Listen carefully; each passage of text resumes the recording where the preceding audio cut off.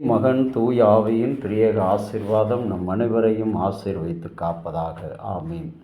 கிறிஸ்துவுக்குள் பிரியமான அன்பு தேவ ஜனமே, இந்த ஆண்டினுடைய நிறைவு மாதம் டிசம்பர் 12வது மாதத்தில் உங்கள் அனைவரையும் இந்த காணொளி மூலமாக சந்திப்பதிலும் பேசுவதிலும் கர்த்தருக்கு நான் நன்றி செலுத்துகிறேன். புதிய மாதத்தின் கிறிஸ்து பிறப்பின் மாதத்துக்குள்ளாக நாம் வந்திருக்கிறோம். கர்த்தர் நம் அனைவரையும் ஆசீர்வதிக்க உங்களை வாழ்த்தி ஜெபிக்கிறேன். இந்த மாதத்திலும் ஆண்டவராகிய கடவுள் நம் அனைவருக்கும் கொடுத்திருக்கிற அவருடைய சத்திய வாக்கு தத்தம் அடையாளம் நற்செய்தியில் நிலைத்திரு என்று சொன்ன ஏசாயா 7ஆம் அதிகாரம் 14வது வசனம். ஆதலால் ஆண்டவர் தாமே உங்களுக்கு ஒரு அடையாளத்தை கொடுப்பார். இதோ ஒரு கன்னிகை கர்ப்பவதியாகி குமாரனை பெறுவாள், அவருக்கு இம்மானுவேல் என்று பெயரிடுவாள். இந்த வாக்கு தத்தத்துக்கு போகும் முன்பாக இந்த டிசம்பர் மாதத்தினுடைய பல்வேறு விதமான சிறப்புகள், இந்த டிசம்பர் மாதம் நம்முடைய வாழ்க்கையில் மிக மிக முக்கியமான ஒரு மாதம், 12ஆம் மாதம். இது லத்தீன் மொழியிலே 10வது மாதம் என்று டிசம்பர் என்ற பொருளில் டிசம்பர் வெளிப்படுத்தப்பட்டிருக்கிறது. ரோமானிய நாட்காட்டியிலே 10வது மாதமாக இது சொல்லப்படுகிறது. விசேஷமாக இந்த டிசம்பர் மாதத்தில் பல்வேறு விதமான சிறப்புகள். இந்த முதல் தேதியிலே உலக எய்ட்ஸ் தினம் என்றும், 2ஆம் தேதி தேசிய மாசு கட்டுப்பாடு தினம் என்றும், 3ஆம் தேதியில் மாற்றுத்திறனாளிகள் தினம் என்றும், 4ஆம் தேதியில் நேவி டே என்றும், 5ஆம் தேதி அன்று இன்டர்நேஷ்னல் சாயில் டே உலக மண் தினம் என்றும், 7ஆம் தேதியில் ஆர்ம்டு ஃபோர்ஸ் டே தேசிய கொடிநாள் என்றும் அழைக்கப்படுகிறது. டிசம்பர் 10ஆம் தேதியில் மனித உரிமை நாள் என்றும் அழைக்கப்படுகிறது. இப்படிப்பட்ட சிறப்பு நிறைந்த இந்த நாளில் ஒவ்வொரு நாளுக்கும் அடையாளத்தை அரசு வைத்திருக்கிறது.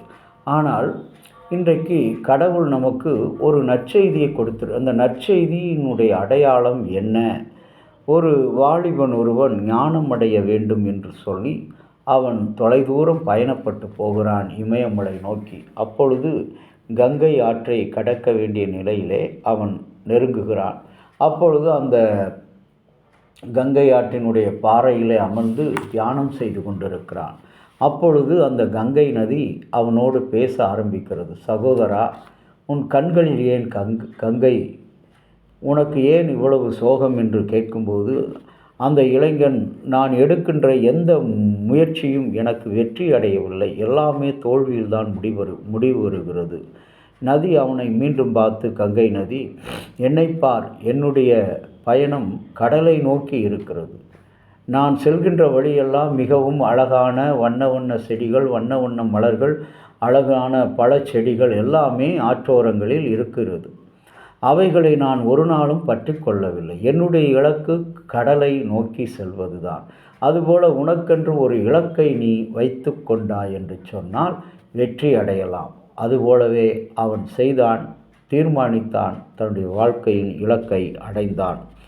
இன்றைக்கு கிறிஸ்துவர்களாகிய நீங்களும் நானும் நம்முடைய இலக்கு பரலோகம். பரலோகத்துக்கு அழைத்து செல்வதற்கு அடையாளமாக ஒரு நபரை ஆண்டவராகிய கடவுள் கொடுத்திருக்கிறார். அதுதான் குட் நியூஸ், நற்செய்தி. அந்த நற்செய்தி என்ன? கன்னிகை கர்ப்பவதி ஆவாள். இது எவ்வளோ பெரிய ஆழமான ஒரு காரியம். கன்னிகை கர்ப்பவதி ஆவாள். மத்தேயு 24:42 இந்த செய்தியை கேட்டபோது நாம் விழிப்புணர்வுகளாக இருக்க வேண்டும். மரியாள் தன்னை ஆண்டவருக்கு அர்ப்பணிக்கிறார்.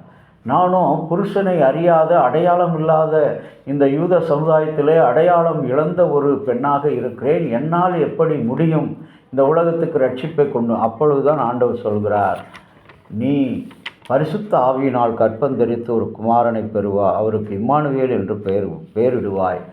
அவன் இயேசு, அவர் நம்மோடு இருக்கிறார் என்ற அர்த்தம் என்று சொல்லி பார்க்கிறோம். அன்பான இறை மக்களே, இந்த ஏசாயா 7ஆம் அதிகாரம் 14வது வசனம், இந்த வசனங்களோடு பழைய ஏற்பாட்டில் 2 நாளாகமம் 7வது வசனம் 14வது வசனமும் சரி, மத்தேயு 7:14 சரி, ரோமர் 7:14 சரி, இந்த 4 வசனங்களும் ஜனங்கள் தங்களுக்கான நற்செய்தியை பெற்றுக்கொள்ள வேண்டும். என்ன நற்செய்தி? வாழ்விழந்த மக்கள், அரசு இழந்த மக்கள், அடிமைத்தனத்தில் வாழுகிற மக்கள், ஒரு நன்மையும் பெற முடியாத மக்கள், முயன்று முயன்று தோற்று போனவர்கள், இவர்களுக்காக 2 நாளாகவும் 7:14 என் ஜனங்கள் தன்னுடைய பொல்லாத வழிகளை விட்டு என்னிடம் திரும்பினார். இன்றைக்கு அதுதான் கடவுள் கொடுக்கிற அடையாளம். கடவுளிடத்தில் நாம் திரும்ப வேண்டும். மத்தேயு 7ஆம் அதிகாரத்திலும் அதுதான். இன்றைக்கு நான் உங்களுக்கு என்ன செய்வேன், ஒரு பெரிய நற்செய்தியை அறிவிக்கிறேன் என்று சொல்வார். ரோமர் 7 விழிப்புள்ளவர்களாக. இன்றைக்கு நம்மிடத்தில் எத்தனையோ அடையாளங்களை நாம் தேடுகிறோம். ஆவிக்குரிய கூட்டங்களில் போய் அற்புதங்கள் நடைபெறுகிறது, முடவர்கள் நடக்கிறார்கள், செவிடு குருடர்கள் பார்க்கிறார்கள், கஷ்டத்தில் இருந்தவர்கள் விடுதலை அடைகிறார்கள், மன அழுத்தத்தில் இருந்தவர்கள் ஆறுதல் பெறுகிறார்கள். ஆனால் இந்த அடையாளங்கள் எல்லாம் இன்றைக்கு உங்களையும் என்னையும் ஆண்டவரிடத்தில் சேர்க்கக்கூடிய அடையாளங்கள். ஆகவே தான் கடவுள் வருகிறார் என்ற ஒரு செய்தியை முதல் வாரத்தில் நம்பிக்கையாக நாம் நேற்றைய தினம் பெற்றோம். இன்றைக்கு அதனுடைய தொடர்ச்சியாக இந்த நம்பிக்கையின் நற்செய்தி நமக்கு ஒரு அடையாளம் என்பதை கடவுள் சொல்லுகிறார். அந்த அடையாளம்தான் நம்முடைய வாழ்க்கைக்கு தேவையான நல்ல செய்தி, நற்செய்தியாக இருக்கிறது. இப்போ கடவுள் வருகிறார் என்ற செய்தி எப்படி நாம் அறிந்து கொள்வது? அதற்கு ஆதாரமாக 2 பேதுரு 3:10 பார்க்கும்போது, அங்கே திருடனைப் போல வருவேன் என்று சொன்னார். ஆகவே இந்த தீர்க்க தரிசனம் நிறைவேறுதலும் மேசியாவினுடைய வருகையும் ஒன்றோடு ஒன்று இணைந்ததாக நற்செய்தியை நமக்கு கொடுக்கிறார்.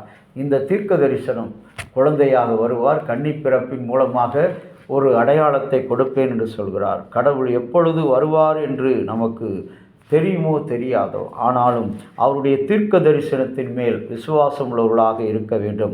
அதுவே நற்செய்தியினுடைய அடையாளம். ரோமர் 13:14 இருளின் ஆட்சி நடைபெறுகிற இந்த உலகத்தில் நாம் எப்பொழுதும் விழிப்புள்ளவர்களாக அவருடைய வருகைக்கு ஆயத்தம் உள்ளவர்களாக காணப்பட வேண்டும் என்று சொல்லி ஆண்டவராகிய கடவுள் சொல்கிறார். அன்புக்குரிய இறை மக்களே, நம்முடைய ஆயத்தங்கள் கடவுளுக்கு உரிய ஆயத்தங்களாக, நல்ல செய்தி, நம்பிக்கைக்குரிய செய்தியை நாம் பெற்றிருக்கிற ஆயத்தங்களாக நாம் மாற வேண்டும்.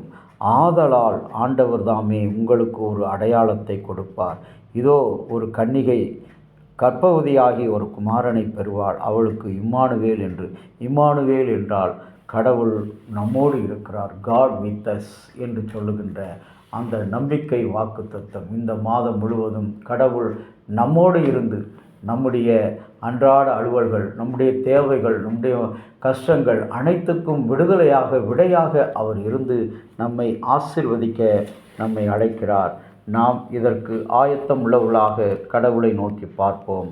ஆண்டவரே, கிருபையுள்ள நல்ல பரலோக பிதாவே, பரம தகப்பனே, உம்முடைய ஒன்றான மைந்தனை எனக்காக கொடுத்தீர், என்னுடைய மீட்புக்காக கொடுத்தீர், என்னுடைய ரட்சிப்புக்காக கொடுத்தீர். அது ஒரு நல்ல நற்செய்தி சுவாமி. அந்த நற்செய்தியை நாங்கள் அடையாளமாக ஆண்டவரே நாங்கள் பெற்று இம்மாதம் முழுவதும் மாத்திரமல்ல, உம்முடைய வருகை இந்த மண்ணிலே இருக்கிற வரைக்கும் நாங்கள் பொறுமையோடு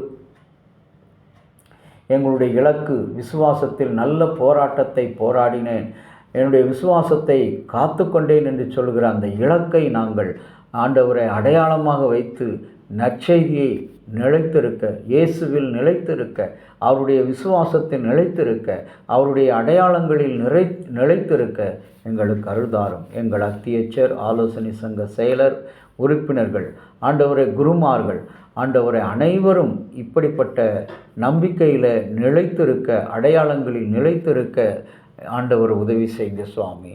கர்த்தாவே, இந்த நாளிலும் நாட்டை ஆளுகிற அரசு அதிகாரிகள், ஆண்டவரே, ஜனாதிபதி, பிரதமர், முதலமைச்சர், அமைச்சர்கள் அனைவருக்கும் நல்ல ஆலோசனைகளை கொடுத்தரும். அவர்களும் இந்த நாட்டுக்கு தேவையான நற்செய்தியை வழங்கக்கூடிய நல்ல அடையாளங்களாக அவர்களை வைத்து நீர் ஆசீர்வதித்தருளும். உம்முடைய கிருபை எங்களோடு கூட இருக்கட்டும். இறைமகன் இயேசுவின் வழியாக வேண்டுகிறோம் நல்ல பிதாவே, ஆமேன்.